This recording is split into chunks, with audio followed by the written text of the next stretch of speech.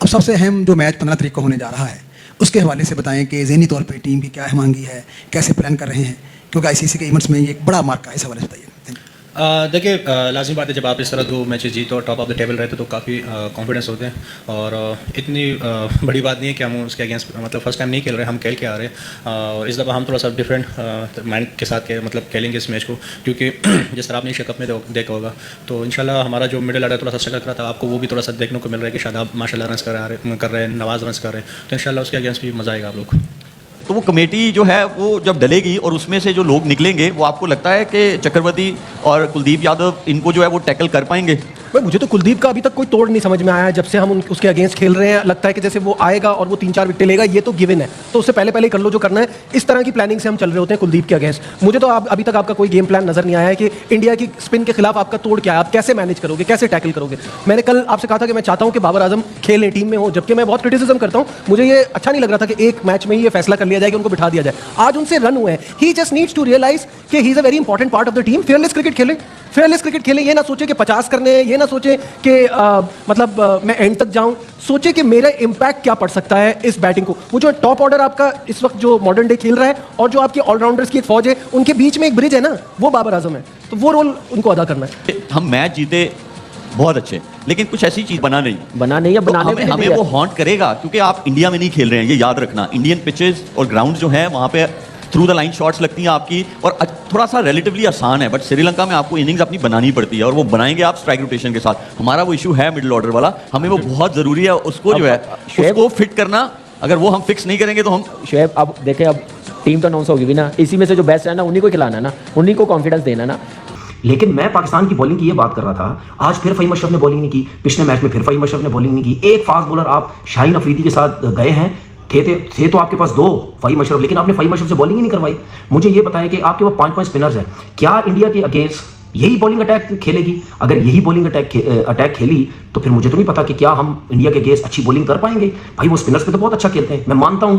अबरार हो गया, उस्मान तारिक हो गया, स्पेशली उस्मान तारिक को किसी ने नहीं खेला, लेकिन भाई जब इतनी टॉप क्लास की बैटिंग लाइनअप सामने हो ना, तो उस्मान तारिक को भी टैकल करना वो जानते हैं, ऐसा नहीं है। मैं मानता हूँ उस्मान तारिक इंडिया के अगेंस्ट अगर खेला, मुझे कोई पता नहीं खेलेगा या नहीं खेलेगा, लेकिन खेलना चाहिए। 3 आउट किए, खेलना चाहिए, तो वो उनको मुश्किल भी डाल सकता है। लेकिन आप ये मत समझे कि उस्मान तारिक मतलब इंडिया के अगेंस्ट मार ही नहीं खा सकता या वो तबाही बर्बादी फेर के चला जाएगा। अच्छी बॉलिंग कर सकता है, क्योंकि मुश्किल एक्शन डिफिकल्ट स्टे करता है, रुकता है थोड़ी देर के लिए, वो इजी नहीं होता। लेकिन सामने जो बैट्समैन है वो बहुत ही एक्सपीरियंस, बहुत ही तगड़े किस्म के बैट्समैन है, तो उनके आगे उस्मान को भी प्रॉब्लम होगी। तो 5-5 स्पिनर इस बैटिंग लाइनअप के अगेंस्ट, जिसमें लेफ्ट हैंडेड अभिषेक शर्मा भी है, फिर तिलक वर्मा भी मिडिल ऑर्डर में, संजू सैमसन पत्नी खेलता, मुश्किल लगता है। ईशान किशन की बहुत बड़ी फॉर्म है, तो फॉर्म तो सबके पास है, ठीक है, परफॉर्मेंस तो सबकी हैं, तो हमें कहीं बॉलिंग में अपनी जो बॉलिंग लाइनअप है वो चेंज करनी पड़ेगी। फास्ट बॉलर किसको खिलाओगे? क्या नसीम शाह को डायरेक्ट खिलाओगे शाहीन अफरीदी के साथ? शाहीन अफरीदी की फॉर्म ही नहीं है, फ़हीम अशरफ साहब बॉलिंग नहीं करवा रहे, तो क्या कॉम्बिनेशन आप खिलाएंगे? ये जो बॉलिंग का कॉम्बिनेशन है ये मुझे समझ नहीं आ रही। उस्मान तारिक की मैं बात करता हूँ, इंडिया के अगेंस्ट खेलेगा नहीं खेलेगा, मैं नहीं समझता। आप किसी नए लड़के को दे। हाँ, अगर आप उस्मान तारिक की जगह फ़खर जमान को खिलाना चाहते हैं तो शायद वो आपके पास एक ऑप्शन है, क्योंकि फ़खर जमान हमेशा अच्छी मैच में बड़ी टीम के अगेंस्ट रन करता है। एक लेफ्ट हैंडेड का ऑप्शन भी हमारे पास होगा, तो फ़खर जमान का चांस जो है वो उस्मान तारिक के अगेंस्ट बन सकता है। बाकी बैटिंग लाइनअप में मुझे नहीं लगता कोई इतनी ज्यादा जो है वो चेंजिंग होगी। ये एक थोड़ा सा मुझे डर लग रहा है कि जो पाकिस्तान अपनी बॉलिंग लाइनअप इसी बॉलिंग लाइनअप के साथ जाएगा इंडिया के अगेंस्ट, तो वो एक थोड़ा सा जो है वो एरिया हो सकता है। बाकी हमने बहुत ज्यादा स्पिन कर दिया। अब हम प्रेम बदाथा में जाएंगे, शायद वहां पे पिच वाली ना हो। शायद राशिद भाई से मेरा यही क्वेश्चन है, अब इंडिया के खिलाफ क्या आपके डेथ बॉलिंग स्पिनर्स करेंगे? यही तो मतलब आ गया ना। अब आखिरी 4 ओवर वो खेल रहा है, सूर्या फॉर एग्जांपल, सूर्या कुमार यादव खेल रहा है, पांड्या खेल रहा है, वो लेफ्टी वर्मा खेल रहा है, वर्मा खेल रहा है, तो वहां डेथ बॉलिंग फिर कौन करेगा? दुबे बॉल कोई भी कराएगा, डेथ होगी। लेकिन आप उनके पास लेफ्ट हैंडर काफी को है। बिठा रहे हैं, अब क्या आप अगले मैच में प्रेशर गेम में लेके आएंगे? उसने पिछले मैच भी नहीं खेला, बॉलिंग भी नहीं की हुई। फ़हीम ने मैच में बॉलिंग नहीं, दोनों मैचेस में नहीं की, क्या वो डेथ बॉलिंग करेगा? शाहीन ऑलरेडी स्ट्रगल कर रहे हैं, इवन डेथ में भी और नए बॉल से भी, और उनके लेफ्ट हैंडर हैं बहुत तगड़े स्पिनरों पे इतना नहीं बस। सही बात। अच्छा भाई राशिद भाई, let's address the elephant in the room. बहुत अरसे से बॉयकॉट चल रहा था पाकिस्तान वर्सेस इंडिया का, थलथली मची हुई थी with in the cricketing world. Finally कल हमने जो है वो अपना डिसीजन रिवर्स किया और अब हम इंडिया के अगेंस्ट खेलेंगे। कई कहानियां सामने आ रही हैं कि हमने कहा भाई हमें एक प्लॉट चाहिए, हमें ये चाहिए, 2 ये बबल चाहिए, छालिया चाहिए, तो चाहिए क्या? हमने क्या लिया, क्या दिया, और कौन जीता कौन हारा? अब ऊपर कौन है? कोई नहीं जीता, कोई नहीं हारा, लेकिन ये कि क्रिकेट जीत गई और आईसीसी को हमारे पास आना पड़ा और हमने झुका दिया, यही बोल सकते हैं। आईसीसी को हमने झुकाना क्यों था और अपने पास बुलाना क्यों था? बुलाने से फायदा क्या हुआ? झुकने से फायदा देखें होता है कि आप एक नेशन के साथ खड़े हुए हैं, बांग्लादेश के साथ खड़े हुए हैं, और उनको प्रॉब्लम ये हो सकती है, सैंक्शन लग सकती थी। पाकिस्तान तो स्ट्रॉन्ग था, क्योंकि उसकी वजह से रेवेन्यू जनरेट होता है। ये कम लेते हैं हम लोग, लेकिन जनरेट होता है। लड़ा तो भारी तो रहा है। बात क्या है कराची कि वाला मामला। आखिर में बात यही है ना कि कोई सैंक्शन नहीं लगेगा बांग्लादेश पे, उसको एक वर्ल्ड कप भी मिलेगा। तो यही चीजें मनमानी होती हैं। और अगली गेम इंडिया के साथ जो है उसमें पाकिस्तान अच्छी खासी फाइट दे सकता है इंडिया को। मैं ये नहीं कहता कि हम आएंगे तहस नहस करके चले जाएंगे और इंडिया को जो है वो हम खा पी जाएंगे। वो बड़ी टीम है हमसे, वो हमसे अच्छी क्रिकेट खेलते चले आ रहे हैं। अभी रिसेंटली 4 महीने पहले एशिया कप में उन्होंने हमें 3 गेम्स हराए हैं। बट आप जो है वो बेहतर हो रहे हो, वो ऑलरेडी बेहतर है, वो ऑलरेडी अच्छे हैं, आप अच्छे बनने की कोशिश कर रहे हो। बट आपको इसी तरीके से डिसिप्लिन के साथ परफॉर्मेंस दिखानी चाहिए। बट कप्तान हमारा आज भी नहीं चला। अब ये ठीक है, T20 क्रिकेट में सारे नहीं चलते हैं। उस्मान खान को आप लीजेंड नंबरों पे ले गए हो। नवाज का भी मुझे वैसे पता नहीं क्यों ऐसा लग रहा है कि नवाज के ऊपर टीम मैनेजमेंट नजरसानी कर सकती है, उसकी बैटिंग और उसकी बॉलिंग। लेकिन यहाँ T20 क्रिकेट के अंदर आप टीम में रह के बोझ नहीं बन सकते हैं। राणा ने आपको पहला मैच जितवा दिया, इस मैच के अंदर राणा था ही नहीं। 1-2 गेंदें उसने बैटिंग में की है, बॉलिंग हमने उसको दी नहीं है। तो राणा को पता नहीं उस मुश्किल वक्त में रखा हुआ है जहां पर उसने जाके रेस्क्यू करना है, 1-1, 2-2 का किरदार अदा करना है। हो सकता है राणा का ये किरदार हो कि भाई ये सारा तो हम करते रहे, लेकिन हालिया दिनों में अगर वैसे रैकेट देखें पाकिस्तान और इंडिया के मैचेस का, तो जाहिर है कि वो एक अलग ओडीआईज में अलग एक हवाला मिलता है। लेकिन रीसेंट हिस्ट्री में पाकिस्तान और इंडिया का रिकॉर्ड बहुत वन साइडेड रहा है टुवर्ड्स इंडिया। और अब ये मुकाबले की फजा और ये जो एक बड़ा एक उसके अंदर एक चीज़ होती थी वो खत्म होती जा रही है। यानी कि लास्ट वर्ल्ड कप में जो मैच था पाकिस्तान का, इफ यू रिमेंबर, वो जो हुआ था उसके अंदर हम जीत सकते थे लेकिन नहीं जीते। अभी एशिया कप में हम तीनों मैच हारे।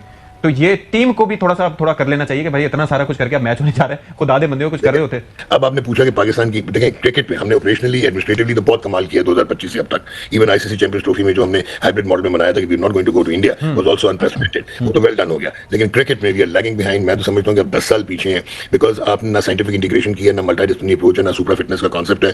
आपके जो प्लेयर्स का स्किल सेट बहुत नीचे चला गया है। इंडिया एक क्रिकेटिंग स्किल्स में प्रॉपर्टी है। अब T20 में ये जरूर होता है कि पाकिस्तान की टीम सो अनप्रेडिक्टेबल, पर वो बैलेंस भी नहीं है। लेकिन ये जरूर हो सकता है कि आप अर्ली एग्जिट की टीम भी है, लेकिन आप सरप्राइज भी कर सकते हैं, क्योंकि T20s में मार्जिनलाइज हो जाता है जो स्ट्रेंथ होती है। अच्छा डॉक्टर साहब, एक चीज मैं थोड़ा सा ऐड करना चाहूंगा सर। एक तो चीजें सुपर फिटनेस से लेके बाकी जिस तरीके से वो अपने प्लेयर्स को डेवलप कर रहे हैं, इवन ये कि आईपीएल में या उससे हटके या कम उम्र में, वो अपनी जगह। लेकिन जो टेम्परामेंट, जो माइंडसेट है, जो मेंटल टफनेस है, वो अपनी जगह। मिसाल के तौर पर वो जो इंडिया के साथ हमारा T20 में मैच हुआ था वर्ल्ड कप में, उसके अंदर वो ना रन इतने थे, ना कोई इतनी मुश्किल थी, और वो मैच भी हमारे। ये जो हालिया 3 मैचेस हुए थे उसके अंदर आप देख लें कि जो यकीनी मैच आप जीत सकते थे वो भी आप नहीं जीते। तो स्किल से हटके ये भी तो एक मसला है ना। देखें, आपकी स्किल नहीं है ना तो सेल्फ बिलीफ नहीं है। आपके जो लेजेंडरी क्रिकेटर्स थे वो अपने सेल्फ बिलीफ पे खेलते थे, क्योंकि वो कॉन्फिडेंट थे अपनी स्किल्स पे, they could execute. Sajid Farhan ने तो चैलेंज कर दिया इंडिया को और बुमराह को, देख लेंगे यार। उनसे सवाल ये हुआ था कि सूर्य कुमार यादव ने ये कहा एशिया कप जीतने के बाद कि कौन सी राइवलरी 7-1, 10-1, ये कौन सा मुकाबला? राइवलरी तो होती है कि 4-3 हो, चलो 5-4 हो, 5-3 हो, ये एक जीता हुआ है पाकिस्तान ने, हमने इतने जीते हुए हैं, तो ये कौन सी राइवलरी है? उस पर उन्होंने कहा कि ऐसी बात नहीं कि मुकाबला नहीं होता, हमने एशिया कप के फाइनल में मुकाबला किया था और अब हमारा मुकाबला उससे भी ज्यादा तेज होगा, मतलब ज्यादा अच्छा होगा। सो ये है चीजें बस। हाँ, ये उन्होंने बोला कि मुकाबला नजर आ रहा है आपको? यार अगर पाकिस्तान पहले बैटिंग कर गया ना तो हमारी बॉलिंग थोड़ी बेहतर है, डिफेंड करने में मैच को मजेदार कर सकती है। अभी भी मैं इंडिया को थोड़ा सा फेवरेट कहूंगा, थोड़ा सा ठीक ठाक फेवरेट कहूंगा, क्योंकि हमारी बैटिंग लाइनअप बहुत बुरी है। ऊपर के टॉप के 3-4 बल्लेबाज चल रहे हैं, नीचे से आपने ऑफ एंड ऑन रन कर देते हैं, बट जब चेस की तरफ जाएंगे थोड़ा सा शेकी होगा मामला। अच्छा, इंडियन कोच ने कहा है, मुझे पहले ही पता था कि खेलना ही खेलना है पाकिस्तान ने हमारे साथ। हाँ, रियान टेन जॉस्चे, मैं उनका नाम थोड़ा सा गलत बोल देता हूँ, उन्होंने ये उनकी प्रेस कॉन्फ्रेंस हुई थी, उन्होंने बोला कि हमारे प्लेयर्स को पता था और मेंटली तौर पर, प्रैक्टिकली तौर पर हम इस मैच के लिए तैयार थे और हमें ये हमारे लिए सरप्राइजिंग नहीं है। क्या लगता है 15 फरवरी को कौन जीतेगा, इंडिया या फिर पाकिस्तान? मेरे ख्याल में तो इंडिया ही जीतेगा, लेकिन इंडिया में तो फ्लैट पिचेस होती हैं और जो श्रीलंका है वहाँ थोड़ी बॉल फंस कर आती है, ठीक है, और इसलिए तमाम प्लेयर को मुश्किल होगी। लेकिन हमारे पास इतने एक्सपीरियंस प्लेयर नहीं है, जैसा कि सैम अयूब अभी न्यू आया है, हमने दुबई में देखा है, शारजा में, कि उसने एशिया कप में बहुत डिफिकल्टीज का अख्तियार किया है, और इसी के साथ साथ शहजादा फरहान ने अच्छी परफॉर्मेंस दिखाई है, और वो 2 मैचों से देख रहे हैं कि आउट ऑफ फॉर्म है। तो इसलिए अगर शहजादा फरहान परफॉर्मेंस कर जाए तो कुछ अच्छा मैच बन जाएगा। उसके अलावा बाबर से क्या उम्मीदें हैं? बाबर आजम तो देखना आउट ऑफ फॉर्म है और सब उम्मीदें पर पूरा उतर नहीं रहा, तमाम फैन को दिन ब दिन डिसहार्ट करता जा रहा है, और जो फैन को उम्मीदें हैं उस पर कभी भी पूरा नहीं उतर पा रहा। यानी आपको कोई उम्मीद नहीं है कि 15 फरवरी को पाकिस्तान जीतेगा? नहीं, पाकिस्तान का कोई पूरा प्लान भी नहीं है, कोई टीम में एक ऐसा प्लेयर नहीं नजर आता जिस पर हम यकीन कर सकें कि ये परफॉर्मेंस देगा। और दोस्तों, वीडियो अगर पसंद आता है तो वीडियो को लाइक, शेयर और चैनल को सब्सक्राइब जरूर से कीजिएगा।